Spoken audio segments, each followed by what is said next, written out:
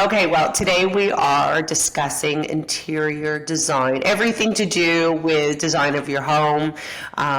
It's always a hot topic. We have subscriptions for our clients for House and Home every year, just because I feel like even if you just feel like you want to be inspired to buy a pillow or, have the new like paint color or that type of thing, everyone's always thinking about like how you can improve your home. You can do that aesthetically, obviously. You can also do it structurally. Like I just gutted my basement, so I'm sure I'll have lots of questions for you on that. So Megan Crosbie of Megan Crosbie Designs, she runs a full service boutique agency here in Toronto. She services the GTA, but all across Southern Ontario, really. So all the way up to Caledon, as we were just discussing. I fell in love with Caledon when I put clients up there last year. I have another client looking there now. It's real. I mean, when you think about it, it's only like an hour from Toronto at maximum. Even Mono is gorgeous. And of course, cottage country. You've been featured in Style at Home as well as Toronto Life, to name a few. And it's really been amazing because it's been 2 whole years since you've been on the podcast. So it's amazing to have you back. And I've had so much fun following your business. So welcome back, Megan. Thank you so much for having me. Yeah. So again, I just feel like everyone's always so interested about, if I put money in my home, where am I going to get my money back? And, that old adage of like kitchens and bathrooms, is where you get your money. By the way, I really feel like that's shifted. I should do a whole episode on how that's really shifted because you can't have a crappy house and a new kitchen. I'm just letting you know. So yeah. You got vinyl floors and a sub-zero fridge, ain't gonna cut it. So I kind of like just want to start off and ask you, everyone's kind of like, oh my God, what's going on with the housing market everywhere? Every time I go to see people or I'm just at a dinner party or I bump into them, they're like, oh my God, how's the market? It's so tough, whatever. And I being in this kind of look at your business a little bit of the same, like, it's the same kind of business that gets affected by economic uncertainty or downturns or that type of thing. So how are things going in the design world? Talk to me about like what you're seeing, what clients are asking for, volume, like all that stuff. Yeah, that's a great question. I think that similarly, it has been affected, but in a funny way, it's almost opposite. So where people might, during times when people might be buying a ton of homes, they might not be renovating as much, whereas in sort of economic uncertainty, like during the pandemic, people were renovating a lot because they were like, I'm just going to invest in what I have because the market was so, booming out of control. Yeah, exactly. I would say now what I see is that people are more thoughtful. So it's a slower process. People are taking their time and really doing their, not only research into who they're hiring, more just, what are my options? Do I want to do a gut renovation? Do I want to do an addition? What can I do for what amount? Not because, at the demographic that we're working with, there are people that can still afford to do, of course, their homes, but I'm noticing people are being a bit more thoughtful about what they're doing and getting the quotes and, sort of saying, this is, I have $1 million, this is what I want, can I actually even get that? They're kind of paying for our services to do almost this research piece that in the past I haven't experienced as much. It would be more like, we're doing this renovation, you're hired. Now it's like, I want to explore and actually I'm willing to invest in that investigation period. That's a really interesting point. I want to pick up on that like slow trend that you're seeing. And I think that is definitely something that's here to stay. I think during COVID, like you said, money was free. It really was. And so people didn't have to make thoughtful decisions, I guess is the best way I can put it. I've had that conversation with like financial advisors, like when you are not worried about money, you're not making the same decisions or you're not going through the same processes if you are worried about money. And so during COVID, people had a lot more money in their pocket. And yeah, it was what it was, and now we're in this uncertain time. So, or at least the headlines say we're in an uncertain time, and we're seeing the same thing in real estate, where this is, and I truly believe, I don't know if you would agree with me, I think this is the new normal. I think this, by the way, and I just did this in a video the other day. I don't think this is a bad thing. I think going back to the thoughtfulness, like you said, of interviewing the different people. And by the way, I really do believe, aside from style, like I think people are going to follow you and go, oh my God, I love her style. Like she's fantastic. But you have to meet someone to be able to work well with them. Because your style, for example, is stunning. Like all you have to do is follow Megan on Instagram and any of her social channels and you will fall in love. I fell in love with the dog bath. We'll talk about the dog bath before we go. But let's take someone else who also has a gorgeous style, but you don't work well together. Right? So having that thoughtfulness of going through the process, how do you work, is your fee structure, all that stuff is, I think, really important. Same with agents. But I think you have my equivalent of a buyer, and our buyers are like, I don't know. I'm not sure about it, right? Like really taking their time. Yeah, I mean, obviously it is a huge investment, one of the biggest investments people will ever make, both in buying their home and in the renovating or redecorating of their home, depending on how much they're going to invest. And so, yeah, I mean, I would be concerned if someone hired me without wanting to meet me or talk to me or make sure it was the right fit. It might be slightly different in real estate because it's a shorter period usually in which you're interacting with depending, I guess, on the case. But outside perspective, I mean, I would anyway, yeah. For interior design, you're together for the duration of that project, and because there's so much money that changes hands in that process, you want to be with someone you really trust. And so, yeah, I mean, I agree. I'm all for the more thoughtful process of it. And I think, speaking to the social media side of it, I think that everyone is trying to sort of show people their personalities a little bit more so that the people that come to you are like, I know what you're like, and you do feel like a fit already.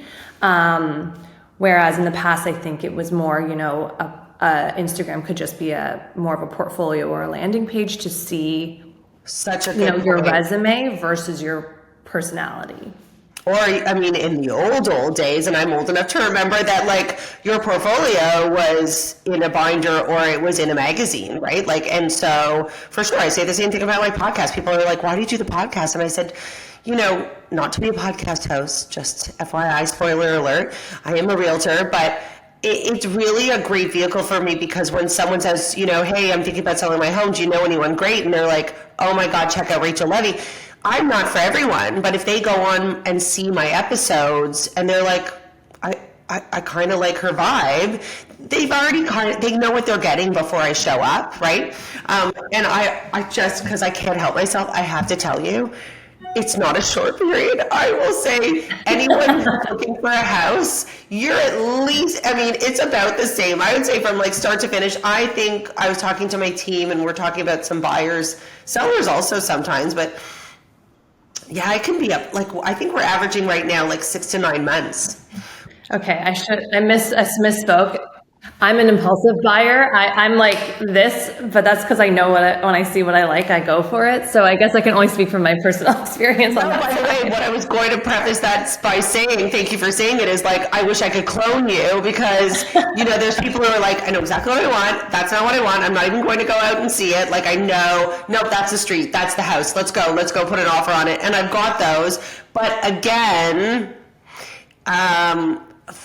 few and far between, and especially right now, like, okay, so let's get into the fun stuff. So, knowing that everything's kind of changing and we definitely had a shift, and I am no interior designer, but I have seen the shift from that, and we went into a house last night, off of Ossington with some buyers, and we walked into this extension that had been done, and the rest of the house was this like gorgeous, like century old, like row house, high ceilings, like just, the moldings, like it was really great. And then they'd done this extension and it screamed COVID. It had that like gray vinyl floor and the white kitchen and that counter that everyone did, right?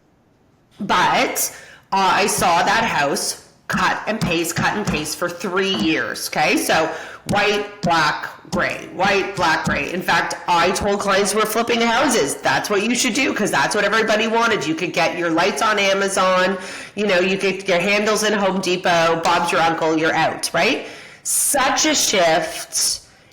I mean, you can tell me when you saw the shift starting, but like, I'm seeing a lot more natural wood, like, you know, those soft natural colors coming back. It's not beige or like country chic or whatever they called it, shabby chic, right?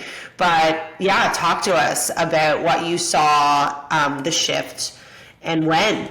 Yeah, that's a good question. I think with interior design, when you're actually in the business, it's kind of hard to pinpoint those shifts in a way because, you know, you're sort of ahead of it in a way because you live in that world and the average person doesn't.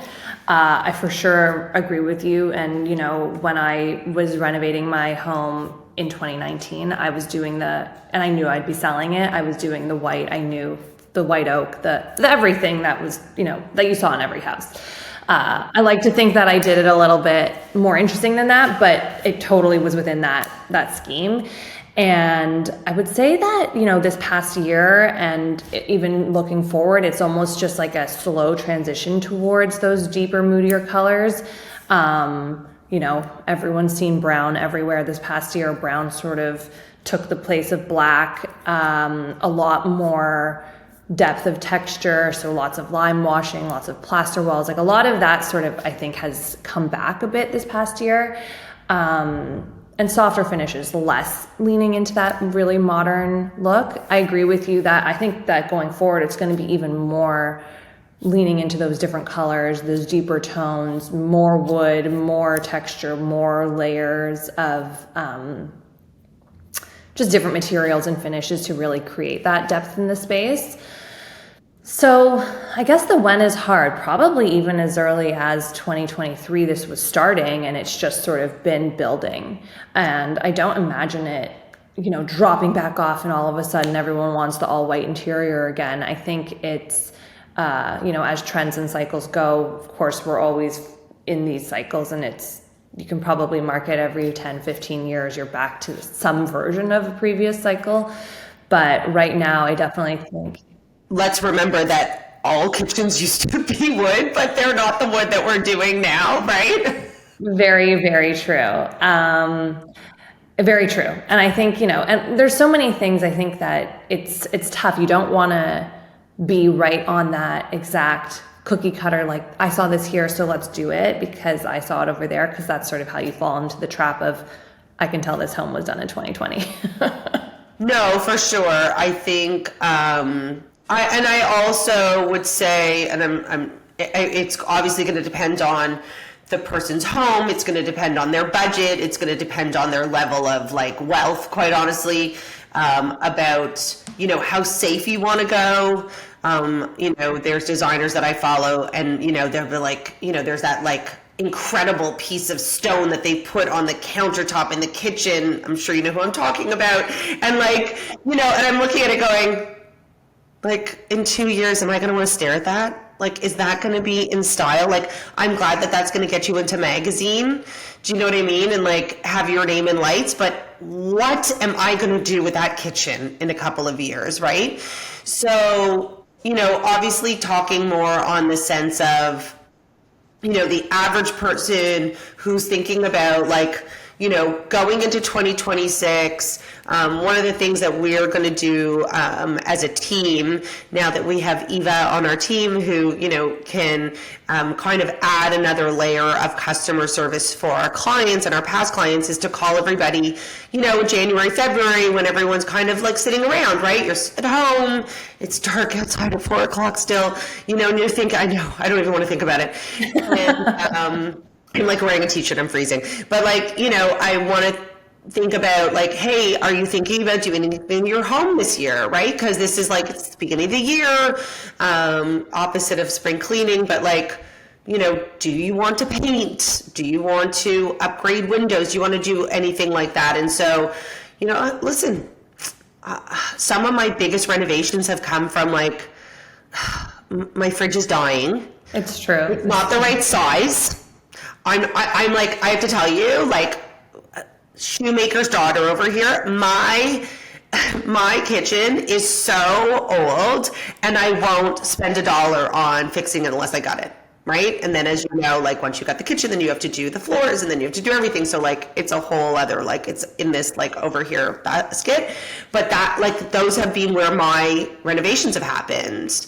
And so I have a great story about my husband sitting at we've like an eat-in area, and like when they built it, like those open concept kitchen area, and then the family room.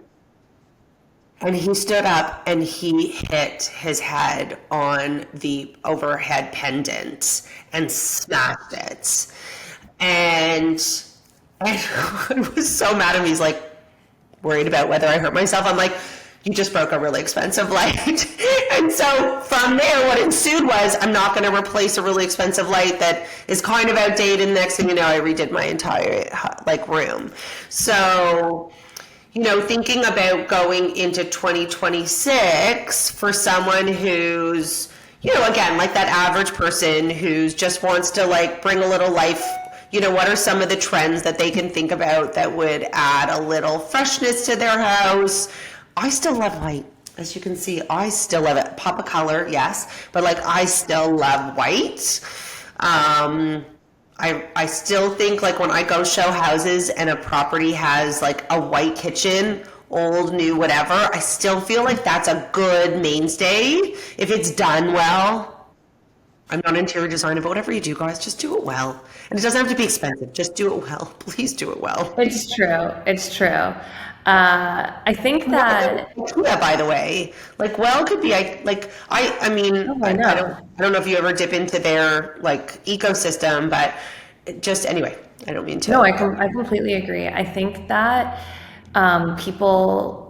Okay, sorry. There were sort of two questions in there. Yeah, sorry, there was so much. No, that's okay. So, for how to freshen your home, I mean, I don't think my answers are going to be that revolutionary. I think it kind of goes back to the basics. There's a lot of little things you can do to make things feel fresh and new when you're looking into the new year. So, and you know, and I do find people are picking up the phone and saying, you know, like they're dipping their toe in the interior design world because of that. Even just friends reaching out, people get the itch at that time of year.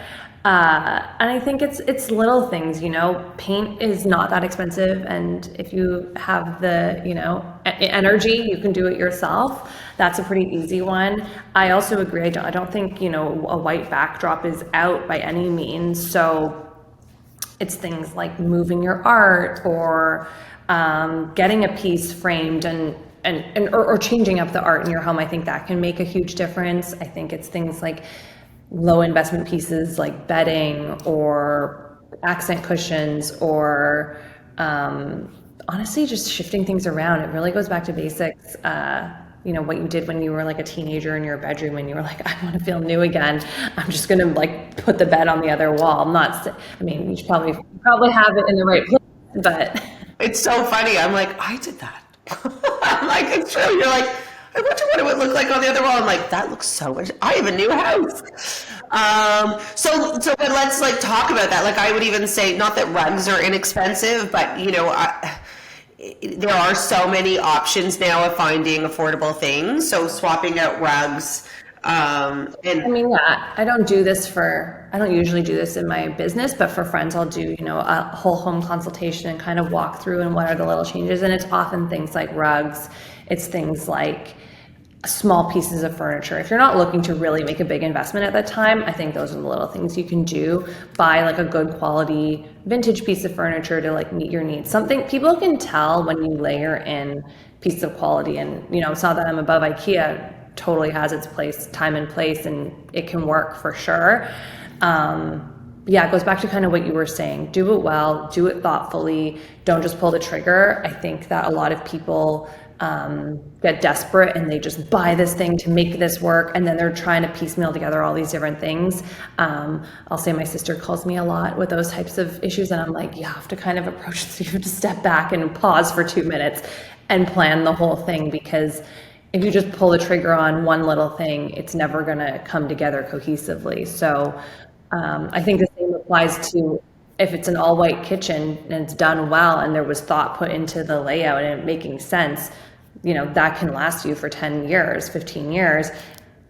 If For it's done right. sure. And sometimes is, would you say that like an easy fix, let's say for a kitchen, let's say where you're like, oh, this really feels like too like black and white or whatever, changing handles, swapping out, like kitchen faucets maybe, as something as an option to just change up a kitchen, for example, where they're like, oh, well, I just bought this house in 2021 and I'm not going to sell it because I'm not going to make any money on it at this point. But, I'm kind of feeling like this looks a little dated. So let's go there. Like, what color handle would you recommend right now? Like, if you had black, would you go gold? Would you try to find something that's brassy? Like, what would be your recommendation? Yeah, sort of circling back to like what are the trends and what's been going on. I think that definitely people are looking at more warm finishes, more living finishes. So a lot of bronze, a lot of unlacquered brass, sort of that more aged look. That doesn't have to mean, that probably, when you hear that, you might think, oh, a traditional home. That doesn't actually necessarily mean that. You can change the hardware to be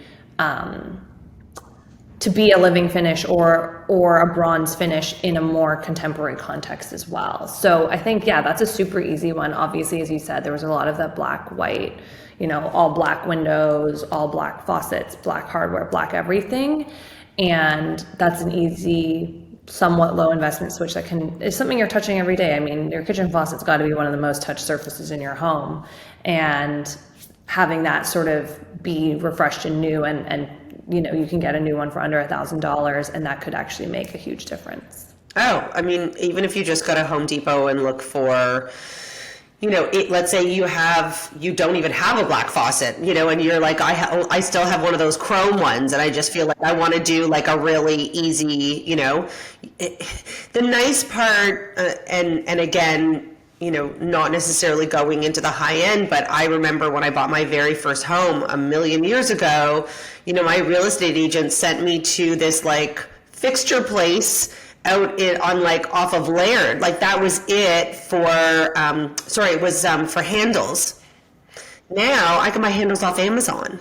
So I feel like that's really that key also is, there's ability to do this kind of stuff on budget, even when, again, during COVID, when, it was like, listen, it'll cost you, $200 to swap out that light and get more money for your house. I really think, by the way, lighting is a great ROI when you're selling your house. People notice lighting, those boob lights. Oh my God. I mean, people can tell, and you can buy stuff off. Well, some of it was not exactly the right electrical. That's a little preface. You have to be careful on Amazon, but you can still, I mean, Canadian Tire even has really upped their game even in the lighting. So, one of the things, and speaking about that, and a good friend of mine is also works for a builder.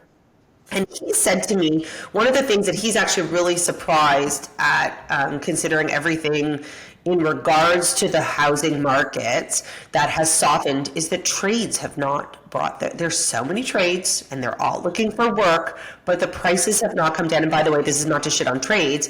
Everybody needs to pay their bills. Everyone's got a skill. You're paying for their expertise. But there's still not a like, hey, there's 20 electricians available to start the job tomorrow.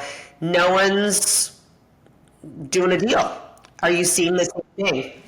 Kind of a mix, actually. I would say that definitely, yeah, renovation costs are higher. I would say that more than ever, I'm seeing, this quote is only valid for this long. So they're kind of raising their prices more quickly, which in the past wasn't as much of a thing. It was kind of like I could even predict way more easily what something might cost. Oh yeah, I don't guess anymore. Yeah.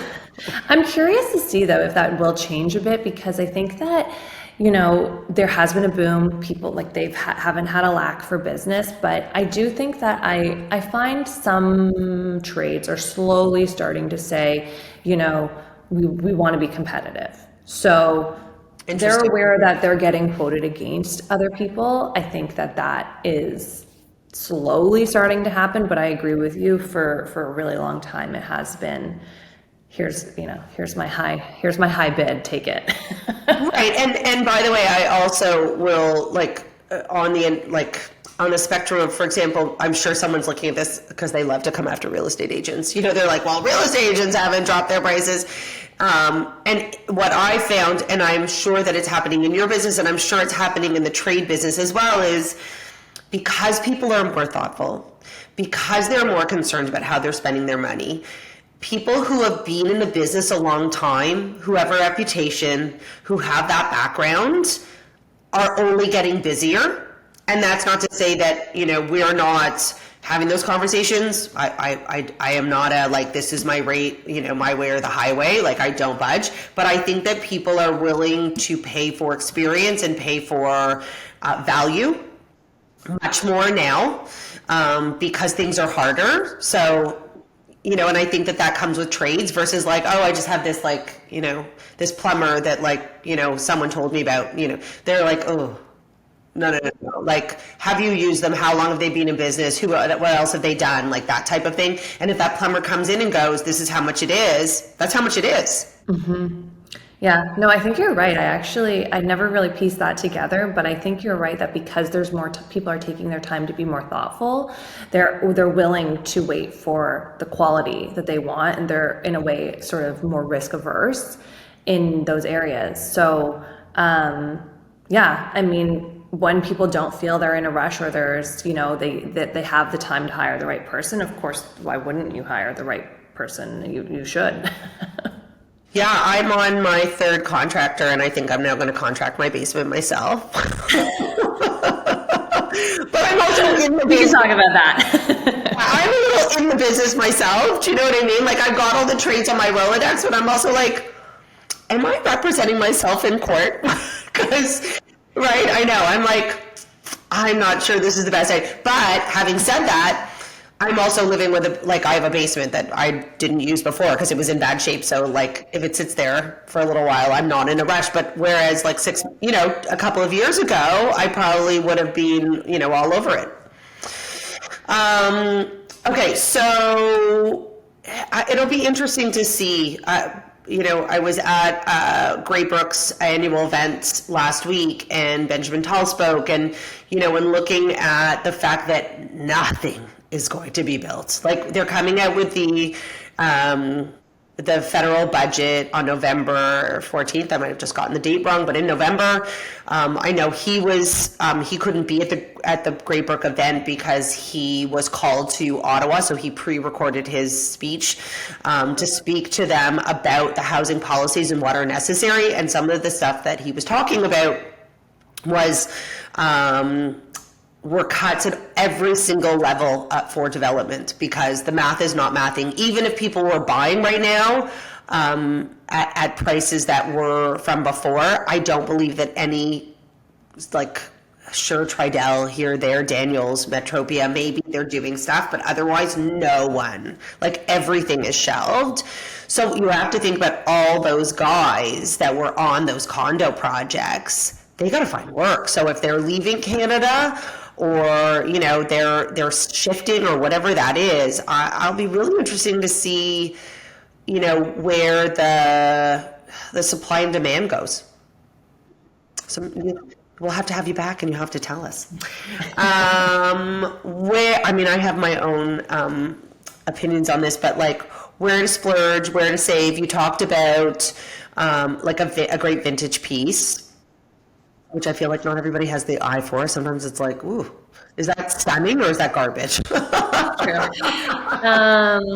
I love that question. I actually, just yesterday, my newsletter had a whole article on where to splurge and where to save. So We're going to put that in the show notes. This is fresh in my mind. And, you know, there's obviously, I can go into more detail, but something you already touched on, lighting. I think that that's a really easy and key, you know, feature in some main rooms. So, you know, your dining room, rooms that people are going to see.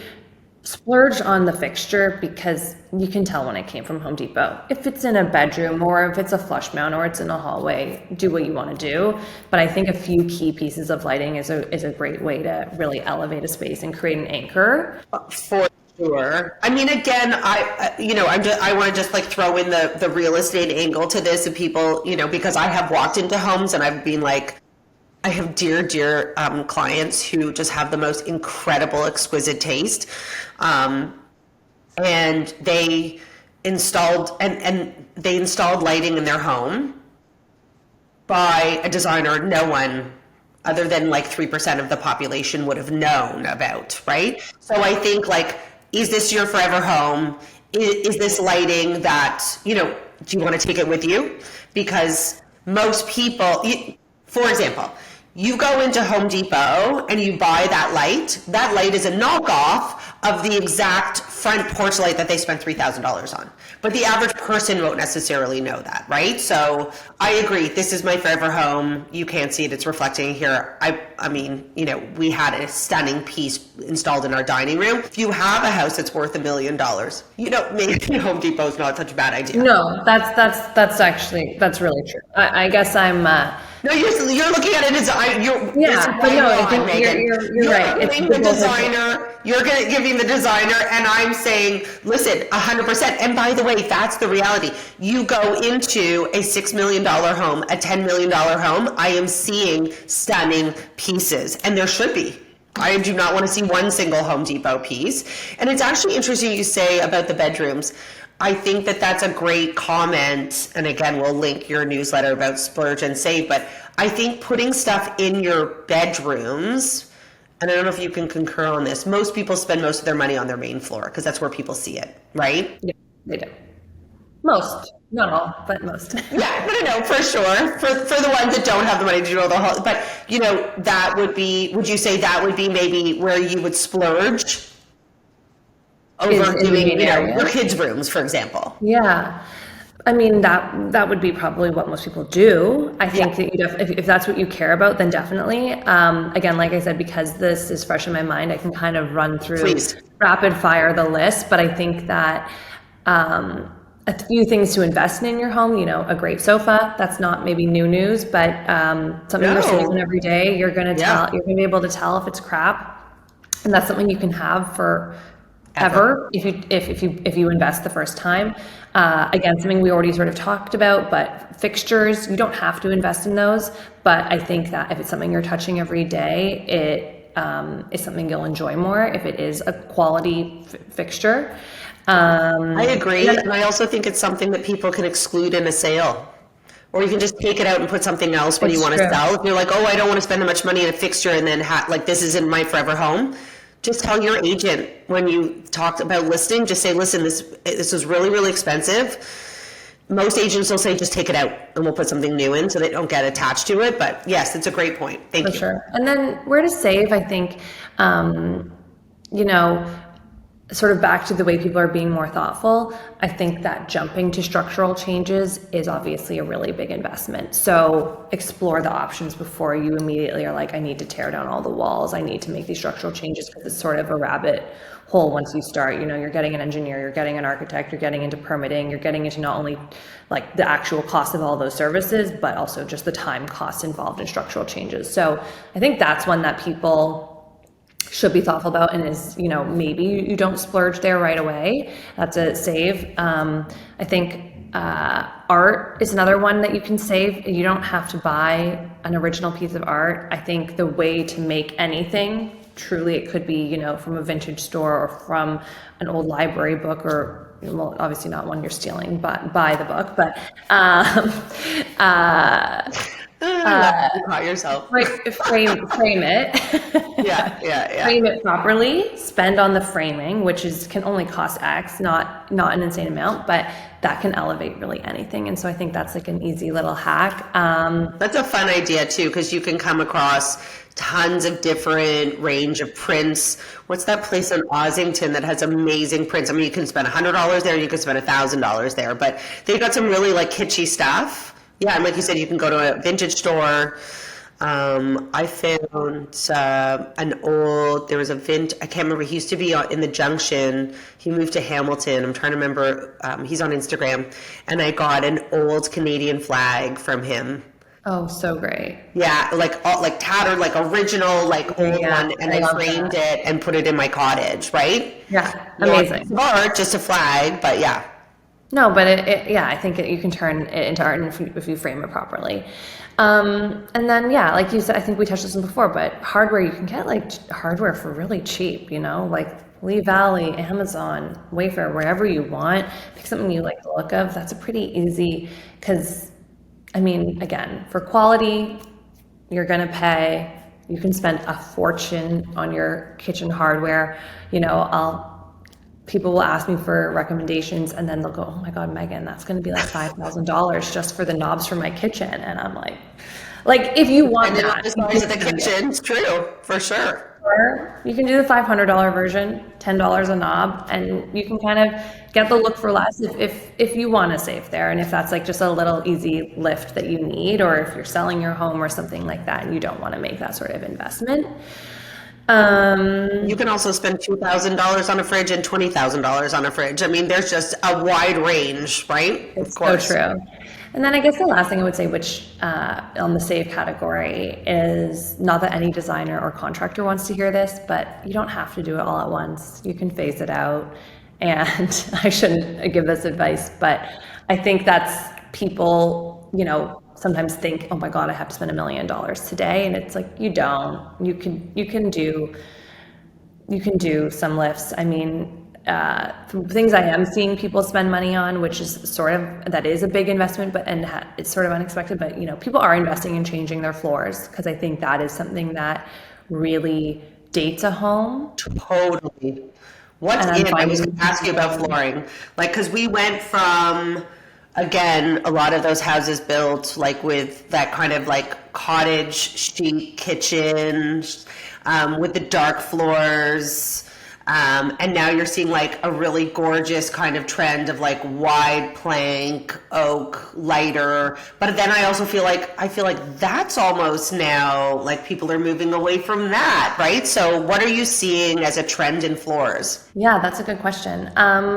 You're right, totally. And I think back to the 2020 era, there was the super bleached white oak, and I think that people are moving away from that. And I I would say I loved it. I see. loved it. I still haven't done. I still have the. By the way, that's the problem with my kitchen. I still have these old dark floors, and I'm like, oh my God, I love that. But now I'm like, I think I missed the boat even on that. Yeah, I think that now people are doing a lot more natural toned woods. And I think that, I don't know if this is what people are doing, but it's what I always recommend, which is invest in the longer planks. People often Oh yeah, get these little shorty planks and it's too you bitchy. can't tell in the showroom, and then you see it in your house and it's like, why is it all chopped up and it looks crazy, especially if you have a larger open space. So, being really thoughtful and careful to ask for making sure the lengths are good. I don't think wide planks, like varying planks. I think another thing that I'm noticing a lot of, which again can be done right and can be done wrong, is sort of flooring inlays. People are doing like slightly more interesting things. So herringbone or other patterns, which I think when done right can look really great. More often I'm seeing it done wrong. So if you're at risk of that, maybe just skip it. But if you have the, passion for it and the drive to go find the right supplier and the right installer and the patience, that is definitely something I'm seeing more of. But yeah, I think it's definitely more in those sort of natural mid-tones right now. In color, you mean? So Yeah. you're still seeing. So it's still wide plank, longer pieces, but more of like it's not the dark, but it's not the bleached. It's somewhere kind of in the middle. That's great to know. Going back to the herringbone, I actually, in this house that we saw last night in Ossington, they had like kind of old tile in the front foyer, but it was a small-ish house, like it was a row house down. So it was a nice small piece of tile that they would have had to replace. And I said it would actually be gorgeous because it had that old vintage thin plank, which I love, Which is like the that. dream. Oh, right?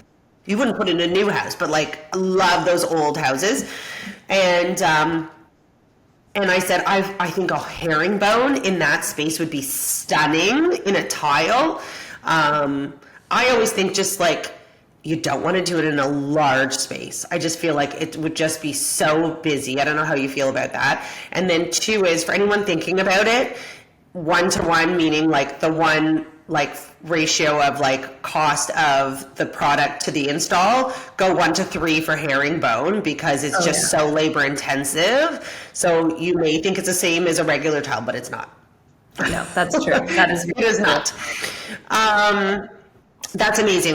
For anybody who wants to dig deeper into that, we will link the newsletter. And I love that. I'm going to sign up for your newsletter. I haven't signed up for your newsletter. I love great content. And so we kind of like touched on the predictions of 2026. Although, can we go back to the like doing it in piecemeal versus, and I don't want to say piecemeal because that's not what you were saying, but like not doing the whole project.